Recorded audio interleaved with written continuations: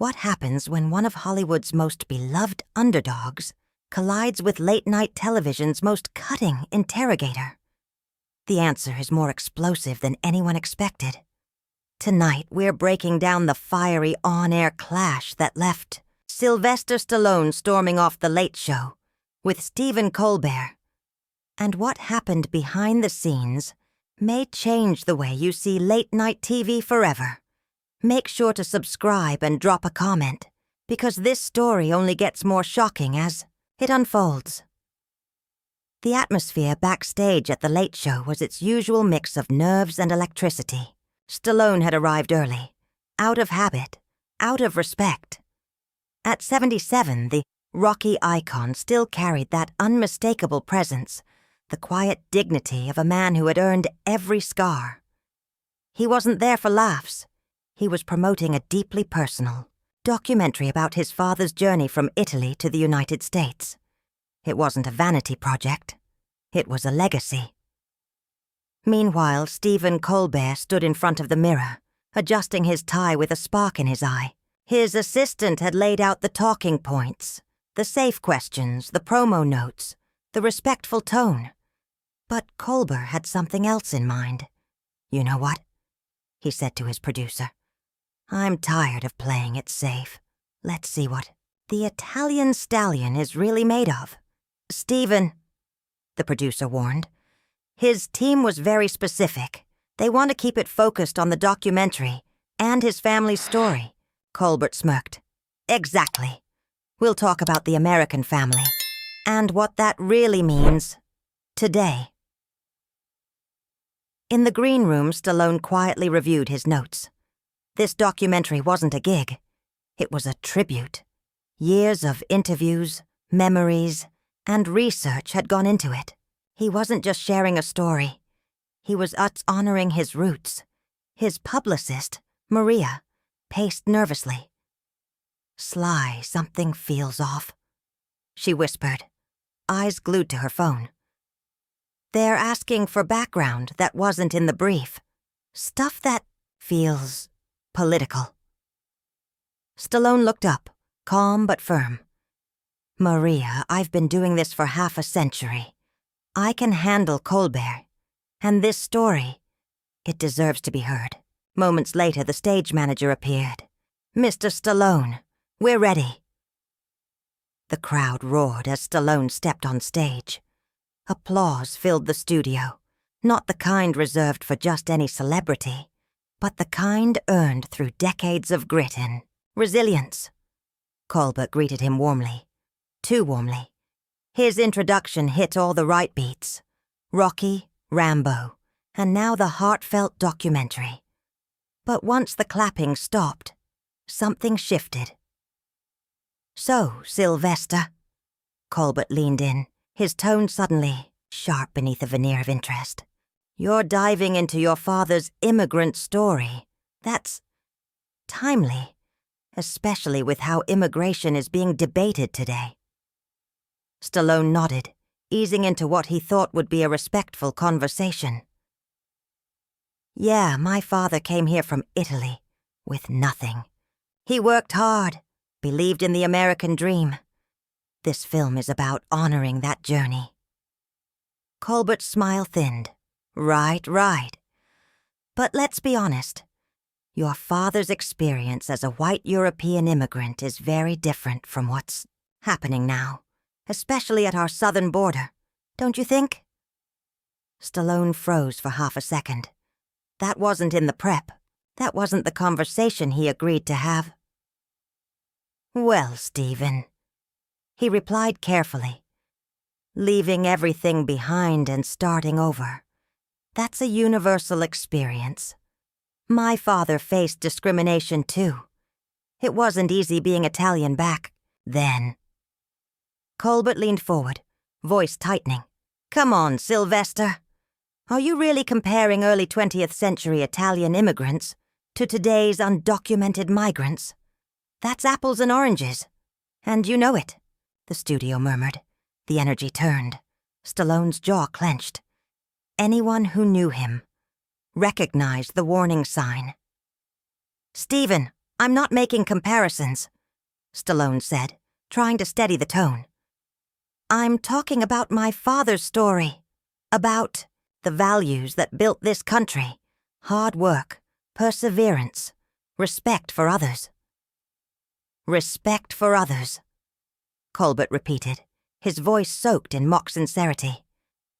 That's rich, coming from a guy who's made a fortune glorifying violence, machismo, and everything that's wrong with outdated male stereotypes. Toxic masculinity, anyone? The temperature in the studio dropped. Camera operators shifted uncomfortably. The audience was silent, sensing things had veered far off course. Stallone's publicist, watching from the wings, turned pale. Stallone inhaled slowly, visibly restraining himself. Stephen, I came here to talk about my father, about the documentary. If you want to take shots at my career, that's your call. But leave my family out of it. Colbert leaned back, his smirk widening. But family is exactly what we should be talking about. Your entire brand is built on some nostalgic version of America. The kind where anyone who works hard can succeed. That America doesn't exist anymore, Sylvester. Stallone blinked. What are you talking about? I'm talking about privilege, Colbert said flatly. Your father's story, while touching, is just one kind of immigrant experience. He was a white Christian European. That's not exactly the whole picture of what immigration looks like today. Stallone gripped the armrests of his chair. My father worked 18-hour days pouring concrete. He didn't speak English. He built his life brick by brick. I'm sure he did, Colbert replied, his voice thick with condescension. But don't pretend his journey is the same as a family fleeing cartel violence in Central America, or Muslims escaping religious persecution. Your father had advantages they don't. The room was frozen now. This wasn't a late-night interview. It was a live wire. Stallone's voice dropped into that iconic gravel. Stephen, you have no idea what you're talking about. My father slept on a cot in a boarding house, ate once a day, sent every dollar home to keep his family alive. Don't you dare reduce that struggle.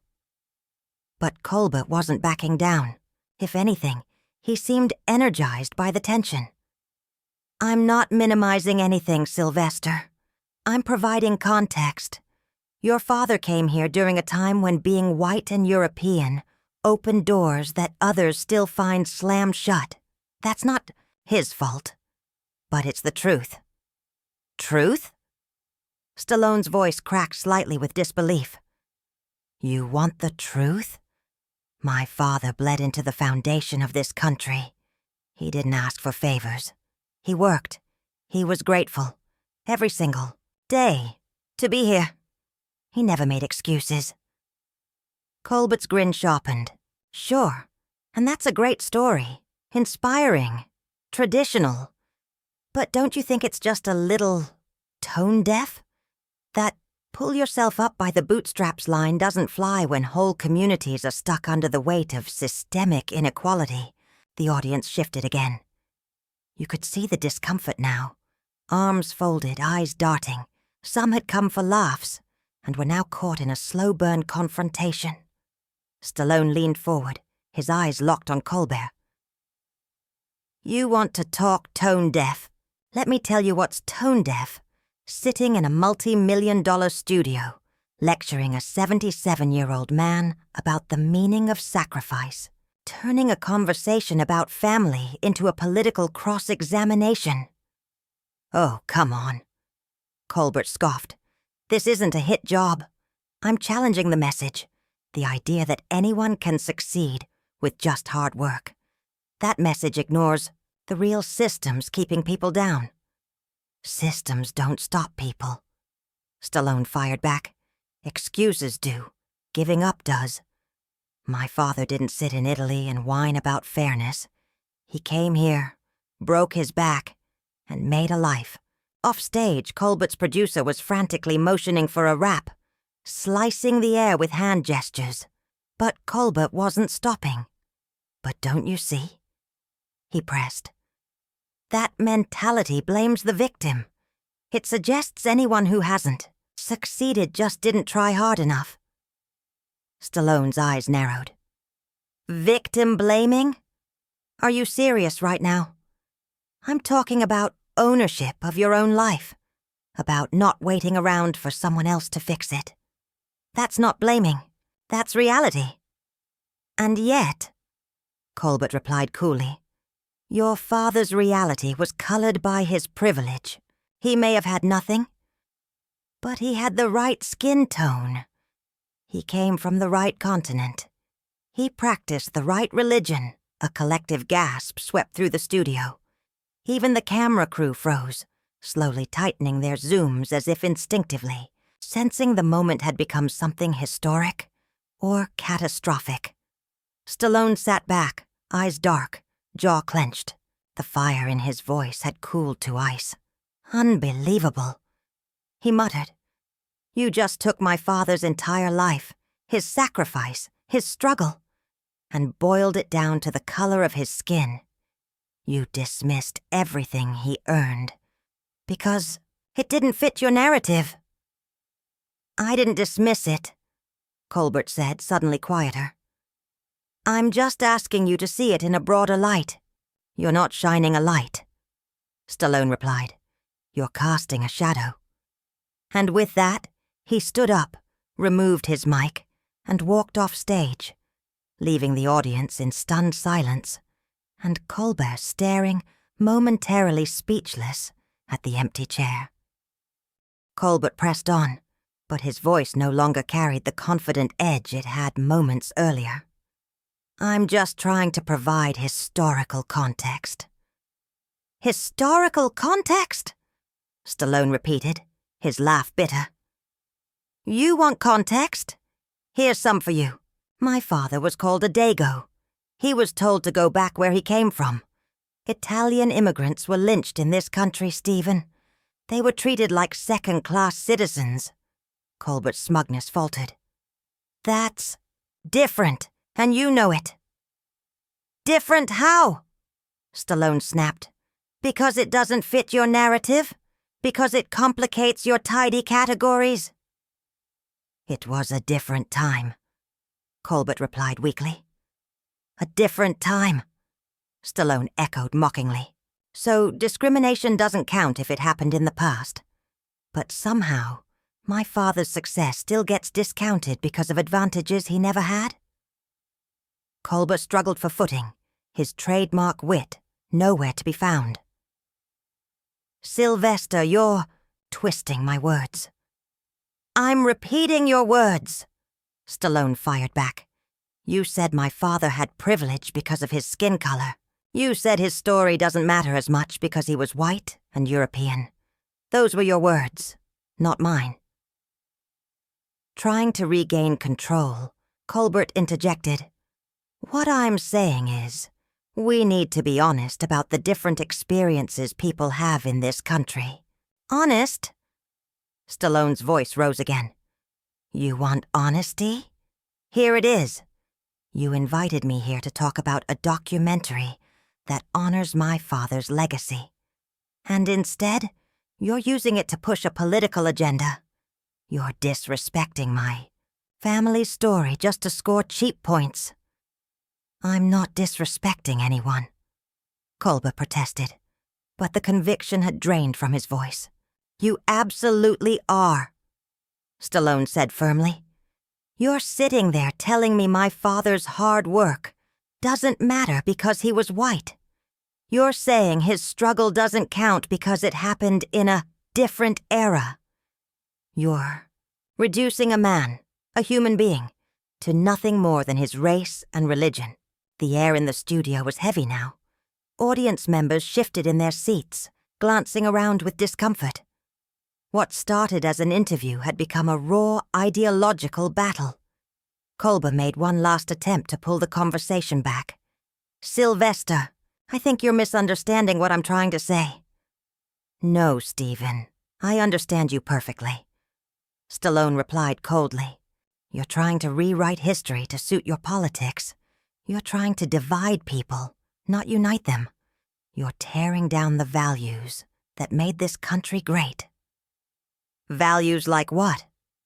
Colbert asked, his tone turning mocking again. Respect, Stallone said simply.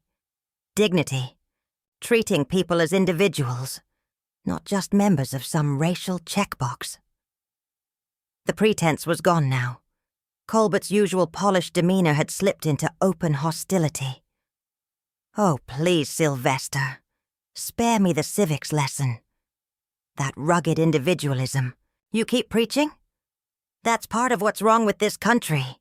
It lets people ignore systemic injustice. Stallone's eyes narrowed. His tone dropped into a chilling calm. Injustice? You want to talk about injustice? The injustice is you, sitting there in your ivory tower, making millions by dividing Americans, using your platform to tear down people who actually built something with their lives. I'm not tearing anyone down, Colbert insisted, his voice climbing. I'm asking important questions about privilege and opportunity. No, you're not, Stallone cut in. You're doing something worse. You're trying to erase the idea that hard work and determination mean anything. You're convincing people they're victims instead of encouraging them to fight for their future.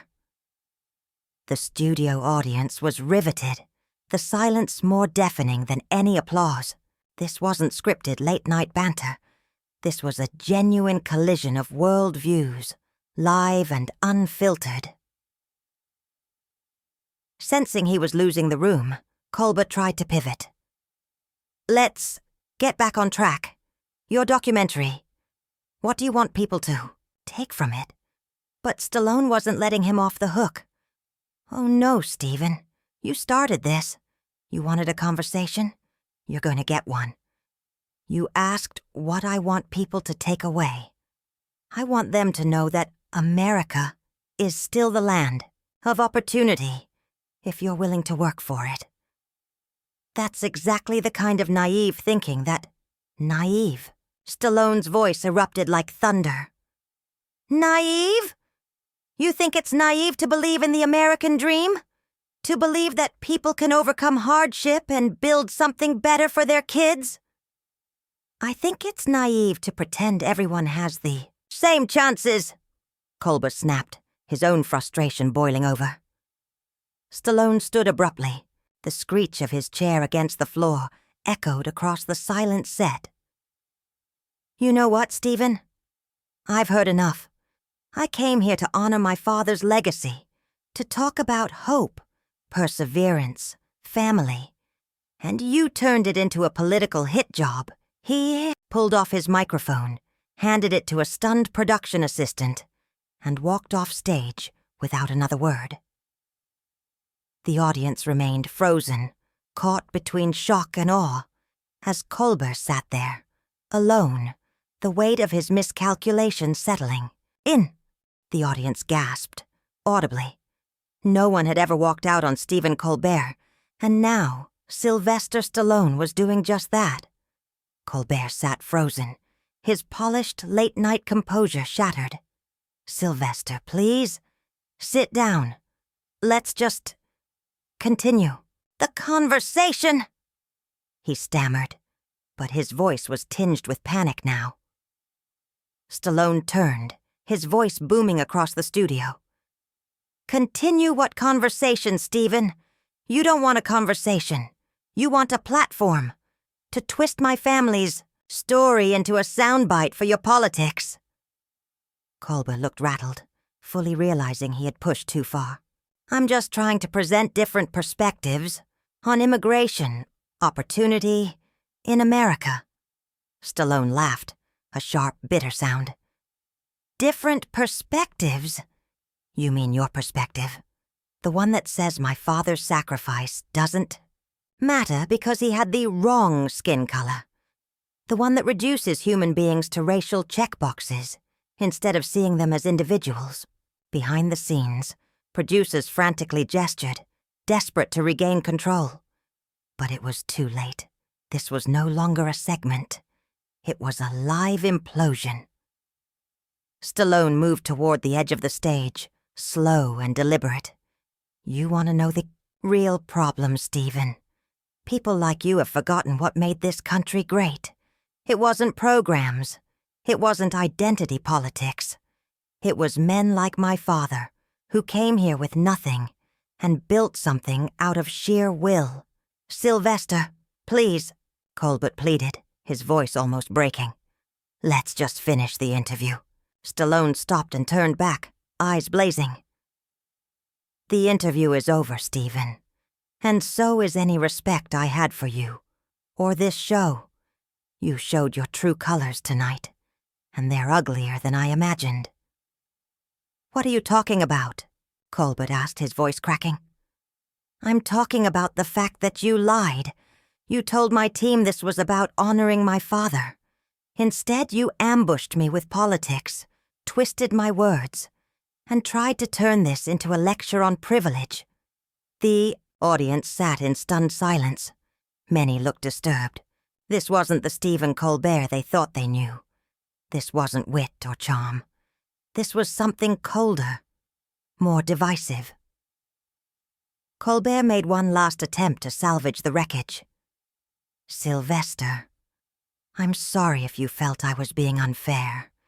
That wasn't my intention. Stallone stared at him. No emotion, just clarity. Your intention was crystal clear, Stephen. You wanted to tear down everything my father stood for, because it doesn't fit your narrative. You used your platform not to unite, but to divide. That's not true, Colbert said weakly. It is, Stallone replied. And the worst part? You did it in front of people who came here to be entertained, not lectured about racial theory and privilege politics. He turned to the crowd, many of whom now nodded in quiet agreement. They deserve better. They deserve honesty, respect. A host who cares more about connecting with them than preaching to them. And with that, Sylvester Stallone walked off, the stage of The Late Show. Colbert sat alone at his desk, eyes hollow. The crowd was visibly uncomfortable. The cameras kept rolling, capturing every awkward, silent second. Finally, the host forced a crooked smile and muttered, "Well, folks, that was unexpected. We'll be right back." But everyone knew. Something had shifted. The mask had slipped. America had just seen the real Stephen Colbert. And it wasn't pretty. Sometimes the most powerful statement is walking away from someone else's agenda. What did you think of this explosive moment? Was Stallone right to walk off? Or should he have stayed and fought? Drop your thoughts in the comments. And don't forget to subscribe for more untold stories from behind Hollywood's polished curtain.